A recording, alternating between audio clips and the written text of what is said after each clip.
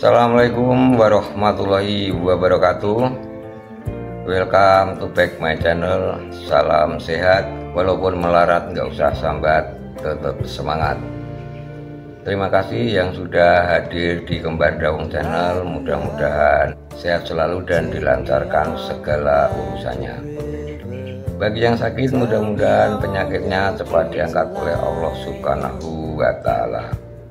Kali ini kita akan menyaksikan video pernyataan dari kader terbaik dari PDIP yang tidak setuju dengan sekjennya bahwasanya masalah percintaan dibawa ke dalam masalah partai politik.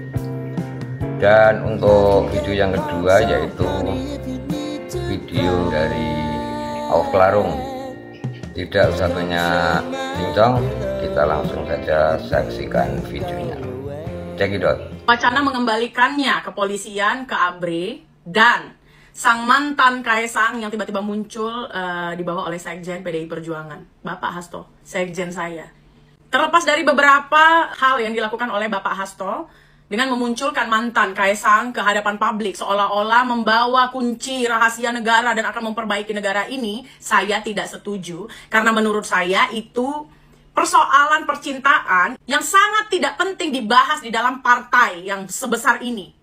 Saya sebagai kader malu. Karena apa? Karena ada yang harus di-counter yang lebih penting lagi. Seperti apa? Seperti ada simpatisan atau influencer politik yang membahas tentang mundurnya seorang Bambang Pacul itu perlu di-counter. Karena apa? Itu masalah besar di badan PDI Perjuangan. Kalau persoalan percintaan dari Kaisang, apalah pentingnya untuk negara ini? Saya pun malu membahas itu. Ini seperti lambe turah menurut saya ya. Dan perempuan itu pun gak penting sekali menceritakan tentang apa yang dia rasakan.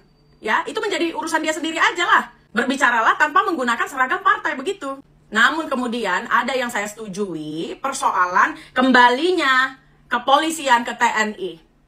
Saya sangat setuju. Sudah berapa banyak kasus yang terjadi dalam 1 tahun atau 2 tahun sampai 3 tahun ke belakang. Kasusnya pun serem-serem ya. Lihat survei kepercayaan dari masyarakat, TNI lebih dipercayai.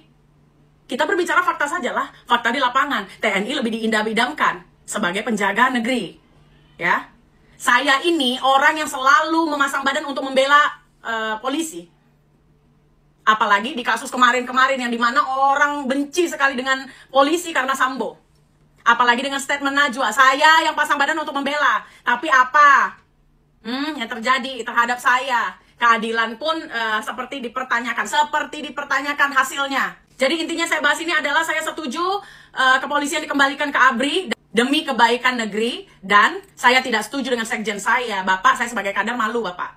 Ya, gak usah bahas-bahas percintaan orang. Besok kalau orang lain bawa mantan bapak atau mantan saya kan kacau ini atas nama PDI Perjuangan. Terima kasih. Mohon maaf apabila ada salah kata untuk sekjen saya. Saya mendukung.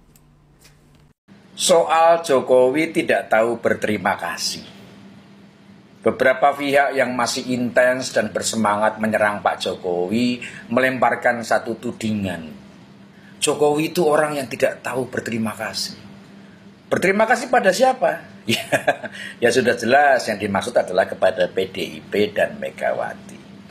Narasi ini biasanya dilengkapi dengan riwayat singkat perjalanan karir politik Pak Jokowi sejak menjabat sebagai wali kota Solo, gubernur DKI hingga menjadi presiden ke-7 Republik Indonesia 2 periode. Konon dari semua jabatan itu PDIP dan Megawati lah yang punya andil dan jasa besar mengantarkan Pak Jokowi. Seperti ungkapan Megawati pada satu masa, Pak Jokowi itu kalau nggak ada PDIP kesian deh. Nah, jadi kalau tidak ada PDIP dan Megawati, Jokowi tidak akan pernah jadi wali kota, gubernur, dan presiden. Mari kita coba kupas secara sederhana dan objektif. Benar bahwa Pak Jokowi diusung oleh PDIP dan dalam hal ini oleh ketua umumnya Megawati ketika beliau maju sebagai calon wali kota, calon gubernur, dan calon presiden. Itu fakta yang tidak akan kita sangkal. Tapi ingat, mengusung itu tidak berarti memenangkan atau menjadikan. Seseorang calon akan terpilih melalui mekanisme pemilihan yang diselenggarakan oleh KPU dengan melibatkan seluruh masyarakat di wilayah masing-masing. calon wali kota akan dipilih oleh warga kota madya, calon gubernur akan dipilih oleh warga provinsi, dan calon presiden akan dipilih oleh warga negara. Jadi yang membuat seorang calon terpilih itu adalah masyarakat dan rakyat. Sehebat apapun sebuah partai tidak bisa menjadikan seseorang menjadi wali kota, menjadi gubernur, menjadi presiden secara langsung. Kalau ada yang begitu itu sudah jelas-jelas melanggar konstitusi dan kapasitasnya. Itu nggak mungkin. Nah, dalam hal ini Pak Jokowi ini juga sama. Jokowi dicalonkan oleh PDIP menjadi wali kota Solo dan dipilih oleh warga Solo sehingga menjadi wali kota. Pak Jokowi dicalonkan menjadi gubernur DKI dan dipilih oleh warga DKI sehingga menjadi gubernur. Pak Jokowi juga dicalonkan menjadi presiden, lalu dipilih oleh warga negara Indonesia dan menjadi presiden hingga 2 periode. Jadi mohon diingat baik-baik, yang memilih Pak Jokowi menjadi wali kota, gubernur, dan presiden adalah rakyat. Itu faktual, itu mutlak, dan itu konstitusional. Oke, kalau masih ada yang ngotot berpendapat, tapi kan yang mengusung PDIP dan Megawati. Kalau nggak diusung kan nggak bakal dipilih. Sekali lagi, ini saya benarkan dan setujui. Memang yang mencalonkan Pak Jokowi adalah PDIP dan Megawati. Tapi mari kita objektif bicara soal ini. Pertama, kalau sebuah partai atau ketua umum partai mencalonkan seseorang sebagai kepala daerah atau bahkan presiden, kira-kira alasannya apa? Kedua, menjadi kepala daerah atau kepala negara itu jenis pekerjaan atau fasilitas, tugas apa privilege? Yuk kita bahas sama-sama pelan-pelan saja, tidak usah kesusu. Ahmad Sobari bilang di channel YouTube-nya Eko Kuntadi bahwa PDIP dan Megawati lah yang berjasa pada Jokowi, bukan Jokowi yang berjasa pada PDIP. Sobari bilang efek Jokowi terhadap daya tarik pemilih itu tidak signifikan alias sangat kecil. Jadi kesimpulan Sobari, orang memilih Jokowi karena PDIP. Kalau tidak, maka orang tidak akan memilih Jokowi. Tapi mari kita cocokkan dengan fakta yang terjadi di lapangan. Pada pemilu tahun 1999, yang masih melalui mekanisme presiden dipilih oleh MPR, PDIP mendapat suara tinggi pasca lengsernya Soeharto. Tapi Megawati tidak terpilih menjadi presiden. MPR memilih Kiai Haji Abdurrahman Wahid sebagai presiden dan Megawati sebagai wakilnya. Ini adalah situasi peralihan dari Orde Baru ke Orde Reformasi. PDIP mendapat suara tinggi karena gelombang anti Soeharto dan Golkar. PDIP sebagai partai yang dianggap pro-reformasi dan anti Orde Baru mendapat simpati rakyat.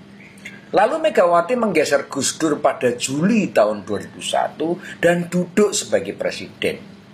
Lalu pada tahun 2004, di mana pertama kali presiden dipilih langsung oleh rakyat, Megawati mencalonkan diri berpasangan dengan Ketua Umum PBNU saat itu, Bapak Hasyim Muzadi, tapi kalah telak dari Susilo Bambang Yudhoyono yang berpasangan dengan Yusuf Kalla dengan perolehan suara pada putaran kedua sebesar 60,62%. Sementara PDIP suaranya turun dari 33,74% menjadi 18,53%. Hal ini disebabkan oleh ketidakpuasan rakyat terhadap kepemimpinan Megawati dari tahun 2001 sampai 2004. Di pemilu 2009, Megawati kembali mencalonkan diri sebagai presiden berpasangan dengan Prabowo Subianto, tapi lagi-lagi kalah telak dengan Susilo Bambang Yudhoyono sebagai petahana dan cuma mendapat suara 26,79%. Masih lebih tinggi dari Ganjar kemarin sih. Suara PDIP juga turun dari 18,53% menjadi 14,03%. Dari sini tampak jelas, popularitas Megawati dan PDIP turun signifikan. Sementara juga harus kita tahu bahwa ketika PDIP mengusung Jokowi sebagai wali kota Solo tahun 2005, PDIP memperoleh mayoritas kursi di DPRD Solo. PDIP di wilayah Jawa Tengah, Jawa Timur, dan sebagian Bali memperoleh suara besar. Lalu pada pemilu tahun 2014, PDIP mencalonkan Jokowi sebagai presiden dan menang dengan 53,15% suara. Pada pemilu ini, suara PDIP juga naik dari 14,03% tadi menjadi 18,95%. Kata Ahmad Sobari, ini tidak signifikan. Ya, boleh saja dibilang begitu. Tapi terlihat jelas kepercayaan masyarakat terhadap PDIP naik saat mencalonkan Jokowi dibanding ketika mencalonkan Megawati. Lalu pada pemilu 2019, Jokowi kembali terpilih sebagai presiden dengan perolehan suara 55,50% dan PDIP mendapat suara 19,33% atau naik 0,37%. Sekali lagi, mungkin ini yang menurut Ahmad Sobari tidak signifikan. Tapi kalau dilihat dari tren, di zaman Megawati yang cenderung selalu turun, di era Jokowi ini suara PDIP secara nasional terus naik. Yang menurut Ahmad Sobari tidak signifikan, tapi menurut saya signifikan adalah bahwa rata-rata orang memilih Jokowi tapi tidak memilih PDIP. Artinya kepercayaan publik terhadap Jokowi melampaui kepercayaan publik terhadap PDIP. Meski ada juga yang karena percaya pada Jokowi lalu memilih PDIP. Intinya, secara objektif harus kita akui Jokowi memberi dampak recovery kepercayaan publik kepada PDIP setelah kecewa dengan kepemimpinan Megawati tahun 2001 sampai 2004 setelah melengsarkan Gus Dur itu. Yang kedua, menjadi kepala daerah atau kepala negara itu jenis pekerjaan atau fasilitas, tugas apa privilege.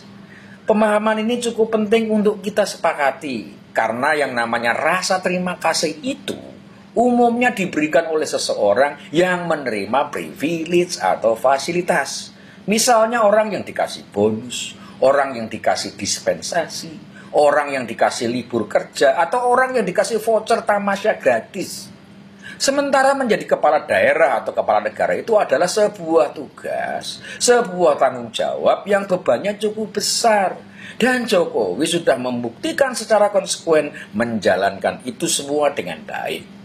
Jokowi bekerja melayani rakyat, mengabdi pada negara dengan semua resiko dan konsekuensinya. Dengan semua waktu, tenaga, dan pikirannya. Dan beliau telah membuktikan dengan prestasi dan pencapaian yang sangat signifikan. Sederhananya, Jokowi ditugaskan untuk bekerja dan dia telah menjalankan semua pekerjaannya dengan baik. Lumrahnya, siapa yang harus berterima kasih? Yang memberi pekerjaan atau yang menerima pekerjaan dan telah bekerja dengan baik? Pak Jokowi kan sudah acap kali berterima kasih kepada PDIP dan Megawati atas kepercayaan yang diberikan kepadanya diusung sebagai calon wali kota, gubernur, dan presiden. Terus mau ungkapan terima kasih macam apa lagi? Jokowi juga menyediakan kursi di kabinet untuk kader-kader PDIP dalam jumlah yang cukup banyak dan strategis. Meski sebagian akhirnya berurusan dengan KPK karena korupsi. Apa itu tidak cukup? Dan satu hal lagi, jangan naif lah. Kita semua tahu kalau partai mengusung seseorang menjadi kepala daerah atau kepala negara, pasti ada pamrihnya. Dan saya yakin semua pamrih itu sudah dipenuhi oleh Jokowi.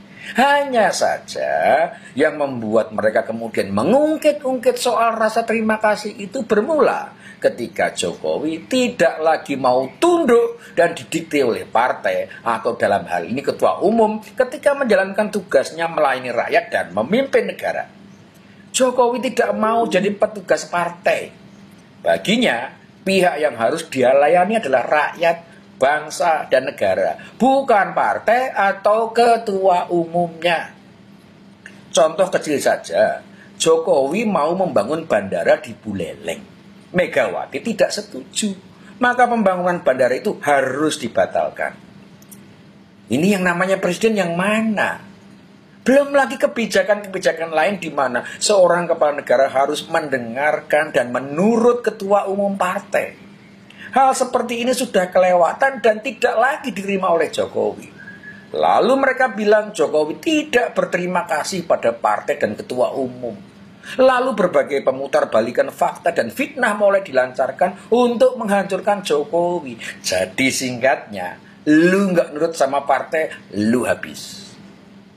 Saya tanya ke teman-teman, apa kalian mau punya presiden yang jadi pesuruh partai? Enggak kan?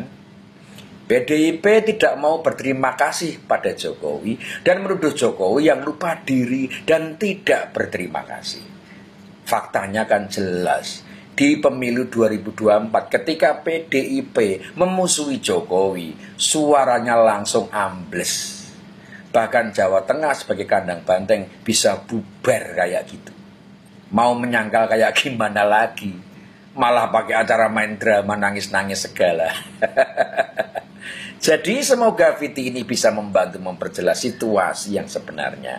Apakah Jokowi berhutang budi pada partai atau partailah yang seharusnya bersyukur punya kader sebaik dan seamanah Jokowi. Kalau mau tetap bertahan merasa benar dan menyerang orang baik seperti Jokowi, ya silahkan saja. Kita tinggal lihat di masa yang akan datang akan seperti apa nasibnya. Semoga bermanfaat. Rahayu.